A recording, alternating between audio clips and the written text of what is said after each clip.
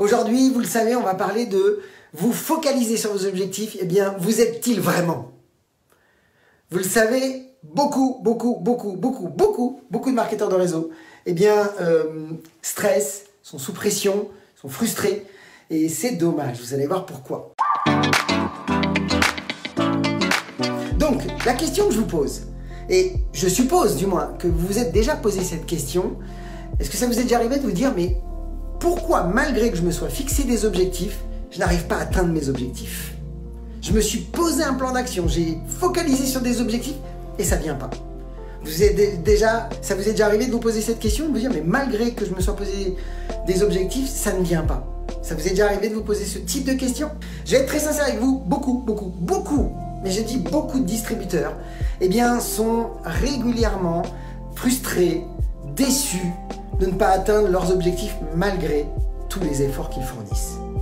Et franchement, c'est dommage parce que bien, beaucoup de distributeurs sont passés totalement à côté du marketing de réseau et ont même abandonné, tout simplement parce qu'en n'atteignant pas leurs objectifs, qu'est-ce qui s'est passé? Ils se sont considérés pas à la hauteur, ils se sont considérés ne pas être faits pour le marketing de réseau. Et on entend souvent ce genre de choses, vous le savez, hein, il y a des gens qui vous disent oui mais c'est pas fait pour moi en fait. Dommage. Et en plus de ça, le pire de tout, c'est que ça s'arrête pas là. C'est que ça va même au-delà de ça. C'est qu'en général, quand on n'a pas appris cette compétence spécifique que vous allez découvrir aujourd'hui, mais qu'est-ce qui se produit en général? C'est que ça a un impact aussi sur les équipes que vous avez, que ça peut être, quand je dis vos équipes, ça peut être juste une personne que vous avez recrutée, ou peut-être que vous avez un réseau de 5 personnes, ou de 10, ou de 50, ou de 100. Ce qui est important à comprendre, c'est que si eux aussi, eh bien, ont trop de pression, si eux aussi se sentent déçus de ne pas avoir atteint leurs objectifs, d'après vous, qu'est-ce qu'ils vont faire? En général, ils abandonnent eux aussi. Donc, il est capital de comprendre aujourd'hui que, clairement, et écoutez bien, c'est qu'il y a une grande différence, qu'il y a beaucoup de distributeurs qui, aujourd'hui, eh bien, savent où mettre leur énergie et où la focaliser. Et c'est ce qui fait qu'aujourd'hui, il y a beaucoup de distributeurs qui ont des progressions organiques, qui progressent de manière constante. C'est très progressif. Il y en a d'autres qui, grâce à ça, maintenant, grâce à ce que je vais vous révéler, gagnent beaucoup plus de commissions qu'avant, et de plus en plus même. C'est en nette progression, constante. Beaucoup atteignent de nouveaux rangs dans leur compagnie, et tout simplement parce qu'ils ont arrêté de se focaliser sur des objectifs. Pourquoi? Parce que des objectifs de résultats, c'est contre-productif. Vous allez me dire, mais Christophe, t'es fou de nous dire ça. Il faut bien se fixer des objectifs pour pouvoir commencer à savoir ce qu'on attend et ce qu'on recherche. Oui, effectivement, avoir des objectifs, ça reste quand même important. C'est une compétence même majeure d'un distributeur d'apprendre à savoir se fixer des objectifs. Se fixer des objectifs et savoir poser un plan d'action. C'est capital, oui, bien sûr. Et de savoir effectivement quelles sont les étapes à mettre en place. Sauf que, si vous focalisez sur vos objectifs de résultats, malheureusement, de manière générale, vous ne les atteindrez pas. Et vous allez voir pourquoi. Parce qu'en fait, il y a deux mondes entre se focaliser des objectifs de résultats et se focaliser sur des objectifs de performance. Et ça change tout, mes amis. En fait, en réalité, comprenez bien. Et ça, c'est hyper important. Soit je me focalise sur des objectifs de résultats et je vais être déçu. Pourquoi? Parce que ça ne dépend pas que de moi. Un objectif de résultat dépend de la décision des prospects que je vais rencontrer, va dépendre de la décision de mes équipes de continuer ou d'abandonner. Ça ne dépend pas que de vous. La réalité, c'est que tout coach au monde qui se respecte, c'est que lorsqu'il aide quelqu'un à se réaliser et que la personne a un objectif particulier, peu importe l'objectif, tout objectif ne doit dépendre que de vous et pas des autres. Donc, quand vous focalisez sur un objectif de résultat, ça ne dépend pas que de vous. Par contre, si vous focalisez sur des objectifs de performance, ça ne dépend que de vous. Et ça, c'est la première chose à comprendre. D'abord, je ne vais plus me focaliser que sur mes résultats que je vais obtenir. Je vais me focaliser d'abord sur les performances que je veux donner aux autres, sur les performances que je dois développer en moi, sur les performances que je vais au quotidien mettre en action pour pouvoir devenir la plus belle version authentique de qui je suis. Pourquoi? Parce qu'on nous a malheureusement éduqués à l'envers, en nous disant tout le temps il faut d'abord que tu aies un beau diplôme, que tu aies un super travail, donc avoir. hein, pour te faire une superbe vie et ensuite être heureux. Donc on est parti sur l'idée de avoir d'abord, faire pour être. C'est comme ça qu'on nous a éduqués. Et la réalité, c'est que ça ne fonctionne pas comme ça. C'est tout l'inverse. C'est pas avoir pour être, c'est d'abord être pour avoir. Je dois d'abord être plus, être à la hauteur de mon objectif, être vraiment la personne prête à obtenir cet objectif. Donc être pour avoir et non pas avoir pour être. Donc c'est hyper important parce que quand je me concentre sur mes performances, je suis dans l'être. Quand je me focalise sur mes résultats, je suis dans l'idée d'avoir, d'obtenir quelque chose. Et donc, on en vient à quelque chose de fondamental. C'est qu'en réalité, si vous focalisez sur ces objectifs de performance, bien qu'est-ce qui va se produire? C'est que vous allez commencer à devenir plus de valeur pour vous et les autres. Vous allez devenir plus. Et quand vous commencez à devenir plus de valeur pour les autres et pour vous-même, c'est-à-dire que vous commencez à acquérir des compétences, donc de la connaissance d'abord, ensuite des compétences, parce que vous allez commencer à passer à l'action en vivant des expériences, ça va se transformer en compétences, et ces compétences vont faire monter votre niveau d'énergie, votre niveau de certitude, votre niveau de confiance en vous, votre niveau d'estime de vous. Et ça c'est génial, pourquoi? Parce que en devenant plus de valeur pour vous et les autres, eh bien vous créez un vide. Et l'univers a horreur du vide.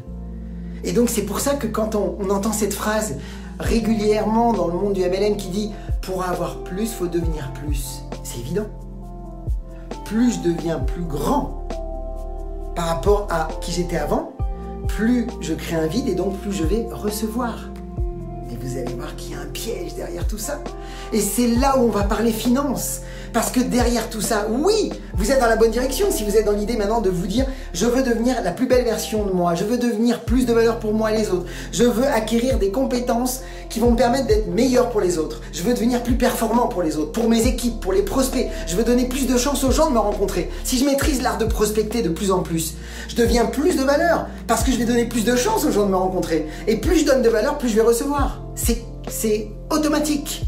Et c'est pareil, si vous apprenez les compétences de l'art de dupliquer, plus vous apprenez à maîtriser l'art de dupliquer, c'est-à-dire que vous êtes prêt à donner encore le meilleur à vos nouveaux partenaires. Et donc plus vous donnez à vos équipes, plus vous êtes attractif. Et qu'est-ce que vos prospects recherchent? Est-ce que vous pensez que c'est votre beau sourire qu'ils recherchent? Vous savez, j'entends souvent dans le marketing de réseau un mythe qui est de dire, voilà, les gens, tu sais, ils vont démarrer pour toi. Mais en réalité, c'est faux.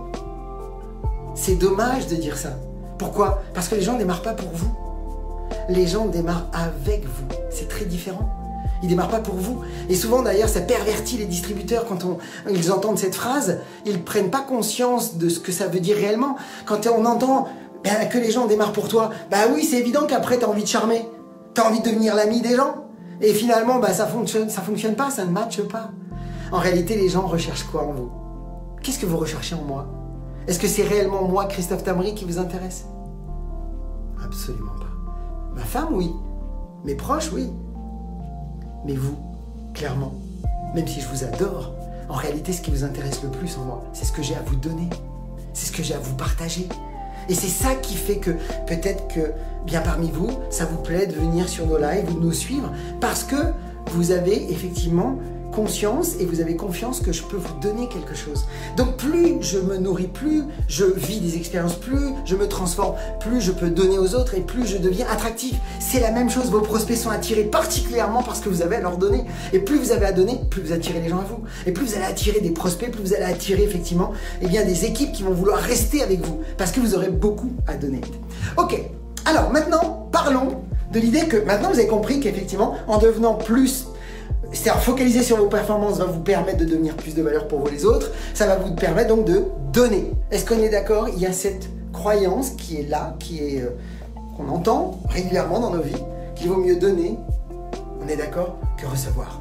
Est-ce qu'on est d'accord que c'est quand même quelque chose de, je dirais qu'on entend de manière vraiment récurrente, beaucoup s'attachent à ça. Je me suis même amusé à faire des publications dernièrement. Je voulais, comme je l'ai dit à nos membres de nos formations dans la Mastermind MLM Academy et dans ceux qui sont dans notre programme justement Médias Sociaux Networker Pro, on en parlait hier et je leur disais effectivement, je me suis amusé à faire quelques publications pour voir comment vous réagissiez sur ce sujet et j'ai vu que beaucoup étaient dans l'idée de donner d'abord plus que de recevoir. S'il vous plaît, est-ce que quand il y a la lumière, il y a aussi l'ombre?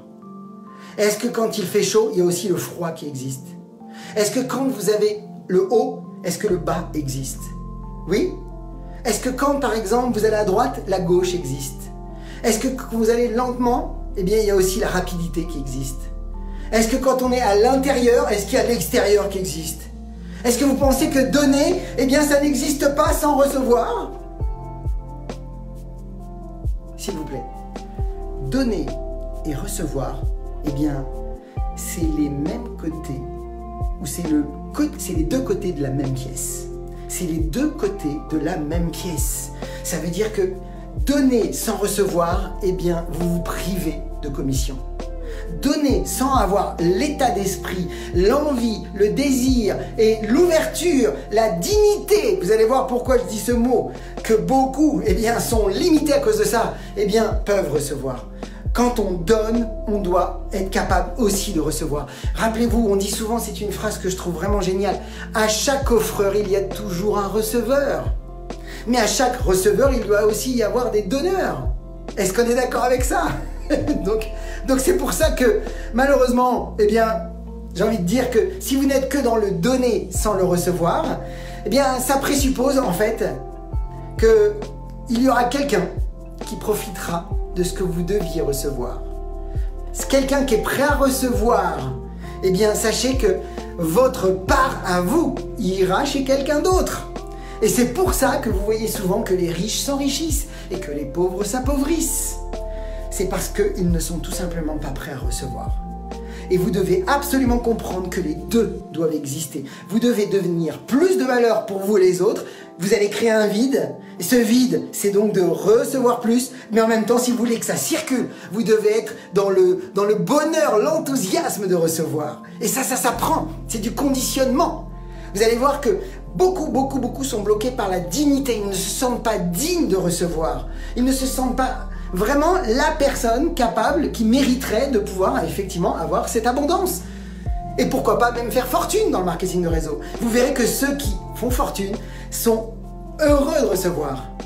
Alors il y a plein d'exercices, c'est ce qu'on va voir d'ailleurs dans la masterclass, plein d'exercices qui peuvent vous aider à vous libérer de ce frein qui est de ne pas être capable encore d'accepter que l'on peut recevoir instantanément toute l'abondance de cet univers, toute, vous la méritez. Vous êtes là ici pour donner le meilleur de vous et à la fois pour profiter de tout ça, de tout ce que la vie peut vous donner. Et je vais être très sincère, quand quelqu'un veut vous donner, si vous n'acceptez pas son don, vous le frustrez et il se sent malheureux. Alors que si vous apprenez à recevoir, eh bien vous allez faire circuler l'énergie, vous allez faire plaisir aux gens qui veulent vous donner et plus vous allez vous enthousiasmer de ce que vous recevez. Une simple petite chose, ça peut être même une pièce. Ce matin, j'accompagnais ma femme à la gare avec ma petite fille et je vous assure, j'ai trouvé deux pièces, une pièce de 1 centime et une pièce de 5 centimes. Est-ce que vous pensez un instant que je me suis baissé pour les ramasser? Oh que oui! Oh que oui! Parce que quand je vois ce genre d'occasion, d'opportunité dans ma vie, je la prends. Et j'y mets énormément d'enthousiasme de recevoir ça de la vie. C'est un cadeau de la vie qui m'a été donné. Je suis heureux de recevoir ces 5 centimes. Je les mets dans ma poche et j'ai de la gratitude et je dis 3 fois merci. Et qu'est-ce que je suis en train de faire? Je suis en train de créer en moi un vide. Je suis en train d'envoyer à l'univers que je suis prêt à recevoir.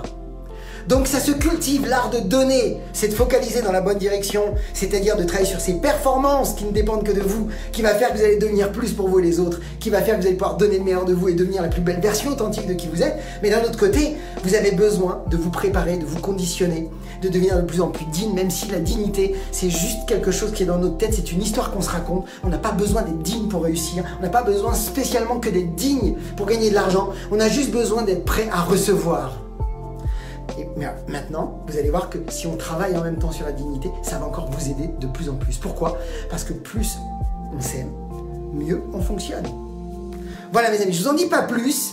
Je vais vraiment, lors de cette masterclass, vous révéler vraiment des comment, des vrais comment, sur l'idée de comment vous allez pouvoir devenir vraiment prêt à recevoir énormément. Voilà mes amis, je vous remercie, je vous souhaite toute la réussite, je vous souhaite beaucoup de ventes, beaucoup de recrutement, beaucoup de duplication.